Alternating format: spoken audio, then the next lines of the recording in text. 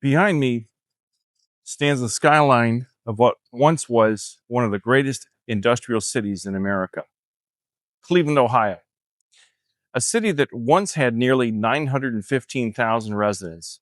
Today, only about 360,000 people remain. This city didn't just make a living, it helped build America. Steel, machine tools, automobiles, shipbuilding, manufacturing. For generations, Cleveland was a place where an ordinary person could earn an honest living, buy a home, raise a family, and retire with dignity. Then something changed. Factories closed. Jobs moved overseas. Automation replaced workers. Entire neighborhoods emptied. The skyline is still here, but much of the work that built this city is gone. Now I'm standing in front of the old Cleveland Twist Rail building, right here in Cleveland, Ohio.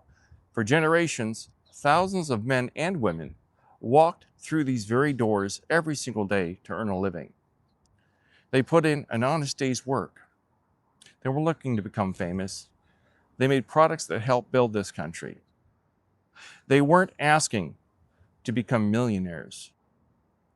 They wanted what every American wants. They wanted a decent paycheck to earn a living wage. They wanted to be able to buy a home, put food on the table, a chance to raise a family, and also have the hope that if they worked hard, tomorrow would be a little better than today. Today, well, the machines are silent. The workers are gone. But the struggle didn't disappear. It simply moved. It moved from the factory and from the factory floor to the office cubicle. From the hard hat, well, where do you think it went? To the headset. We're a service-oriented country, and today's American worker doesn't always build automobiles or manufacture steel. Nope. Millions now answer the phones. They provide technical and customer support. They handle insurance claims. They help you get your phone reset, help customers with banking, solve internet problems, process medical claims. The call center has become the modern day factory. And that's why I made my documentary, Disconnected Voices from the Call Center. Because the call center isn't just a place where people answer phones. It's where millions of Americans now earn a living or attempt to. And just like the workers who once walked into this building, they're asking the same question. Can a full-time job still provide a full-time life? For the last 10 years, this channel has been about call centers. But people think it's about answering the phones. But it's not. It's about the American worker. I interviewed workers for my documentary. I listened to their stories. I lived that life myself for 20 years. And no matter where they worked, no matter where I worked, no matter what company they work for, their stories were almost identical, believe it or not. Low wages, impossible metrics, burnout, stress, fear of outsourcing. Now, now it's fear of AI. So today, I want to talk about the 45th president, and the 47th president.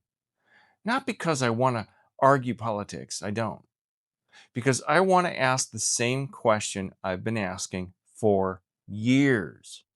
What about the person wearing the headset? The average customer service representative in America earns about $40,000 a year, about $19 an hour. Many financial experts estimate it takes somewhere between $80,000 and $100,000 a year in many parts of America to comfortably pay for housing, food, utilities, transportation, healthcare, and still save for retirement. That's a pretty big gap. You see, Back in 2002, I worked for a company called SureGuard Storage, and I made $12.50 an hour. My rent was $6.25 a month, and I paid my rent. I bought groceries. I paid my utilities. I made my car payment. I still had a couple of $100 left over every single month to go out and have a little bit of a social life. I wasn't rich, but I wasn't drowning. I could breathe. Fast forward today, now that same type of customer service job pays around $19 an hour. Sounds better, doesn't it? Until you look at the rent. A decent apartment nowadays costs between $1,700 and $2,000 a month. Most landlords require you to earn 3 times the monthly rent just to qualify for that apartment. Think about that for a second. If your rent is $1,800 a month, you need to make $5,400 every month, almost $65,000 a year, just to rent the apartment, just to rent it, not buy it. Rent it. Meanwhile, the average customer service representative earns around $40,000 a year. They're roughly $25,000 short before the landlord will even hand them the keys. The paycheck didn't keep up with the cost of living. The American worker didn't suddenly become lazy. The math changed. Now, here's something that most Americans don't realize. In India, landing a call center job is often considered a great opportunity. Families celebrate it. It's a pathway into the middle class, believe it or not. The work is respected because it provides stable employment with international companies and a big salary. In America, we've gone the opposite direction. People look down on customer service jobs, don't they? They lump them together with fast food jobs. Then I hear people say, oh, call center jobs aren't meant to support a family. Disgusting. Really? Then what are they meant to support? A dog? A goldfish? Because somebody is working that job.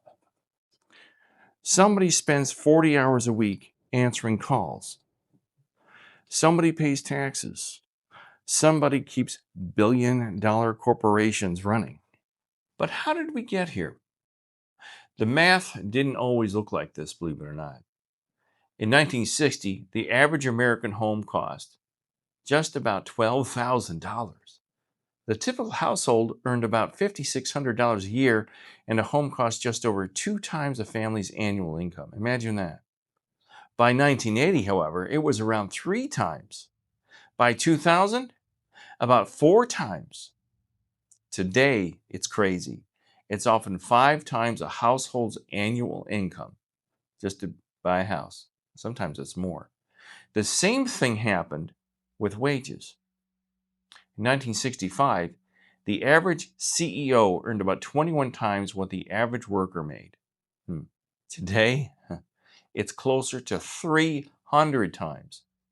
Did workers suddenly become less valuable? Did customer service representatives stop working hard? Did truck drivers stop delivering freight? Did nurses stop caring for patients? Did teachers stop teaching? No. The value placed on the American worker changed. It wasn't overnight, but it changed. Guys, let's stop pretending anybody can do this job. A great customer service representative has one of the most demanding and explicit skill sets in today's workforce. They have to know product policies, billing systems, computer systems, federal regulations, company procedures. They troubleshoot technical problems. They sell. They explain complicated information in plain English. Calm angry customers, negotiate solutions, listen, type while talking, document every conversation, meet quality scores, meet productivity goals, meet customer satisfaction goals. Sometimes, as I said, meet sales goals, all at the same time. A great customer service representative isn't just answering the phone, and they're only given 2 weeks of training.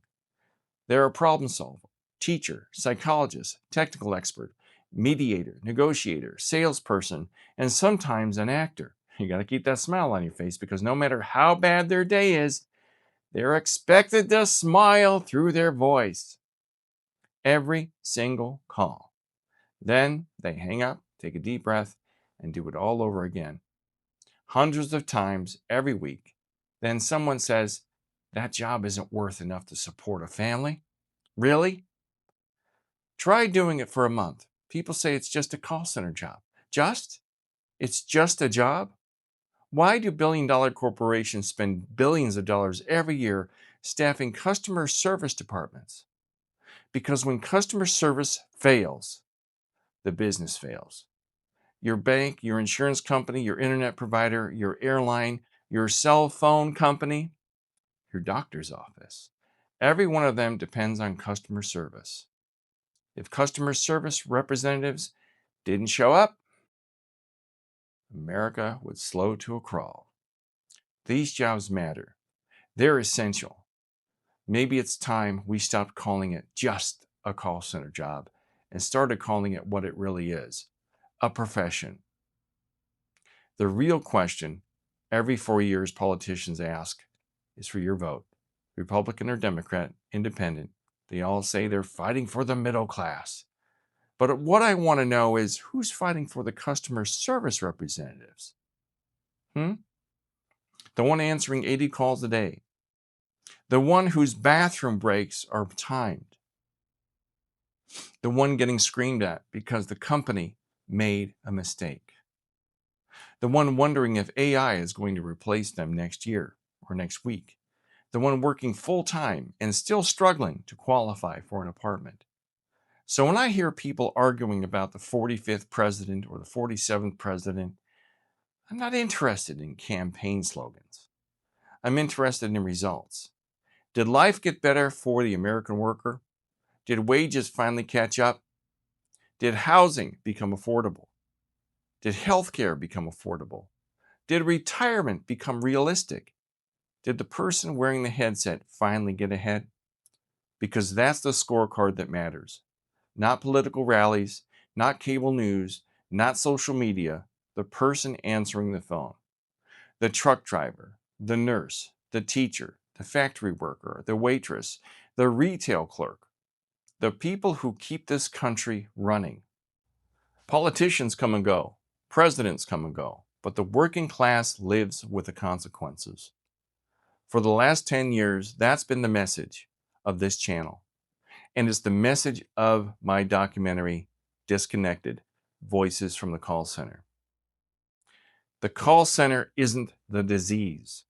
It's the symptom of an economy where too many people work full-time, do everything they were told to do, and still fall behind.